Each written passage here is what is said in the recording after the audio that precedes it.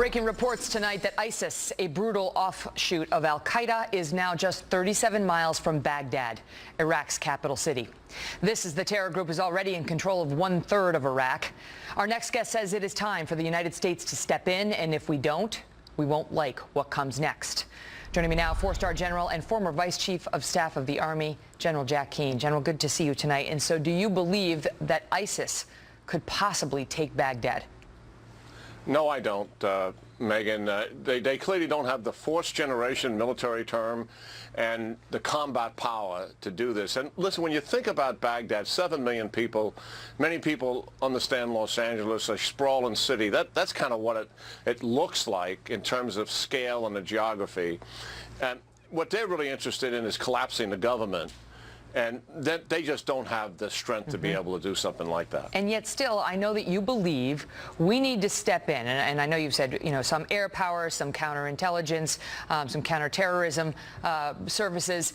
And you believe if we do not step in, if we don't do it, we won't like what ISIS does next. Yeah, absolutely. I mean, what ISIS already has accomplished, I think, beyond what they thought they would.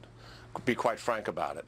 You know the swath from Aleppo in Syria all the way to the Iraq border, and now they have northern Iraq and western Iraq. They'll be challenged to hold on to that, but this is a huge threat to the region, to Jordan, all the neighboring states, to Europe, and also to the United States. They will train fighters there and spread them around the world as a result of it.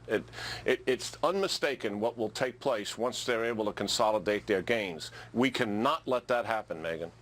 Today the president made comments about the fact that we arrested one of the suspects who attacked us in Benghazi and took the lives of 4 Americans. In talking about that accomplishment, here was the president today. Listen. They need to know that this country has their back and will always go after anybody who goes after us. That we will go after anybody who goes after us. That remark jumped out to me as I considered the fact that we are now considering a partnership with Iran, General, in fighting in Iraq. Your thoughts on that? Makes no sense. Ourselves and Iranians are strategic adversaries, been that way for 30-plus years. We have different objectives. They want a regional hegemony. We want stability and security in the region. The Iranians have been killing us since 1980 through their proxies, Marine barracks, 2 embassies, Lebanon and Kuwait, and then systematically training the Iraqi Shia militia, trained in Iran, killed Americans using advanced IEDs and did it for 4 years. That is absolutely nonsense. We would cooperate with them on anything involving Iraq or in that part of the world as far as I'm concerned. Wow. It's under consideration. General Jack Keane, thank you, sir.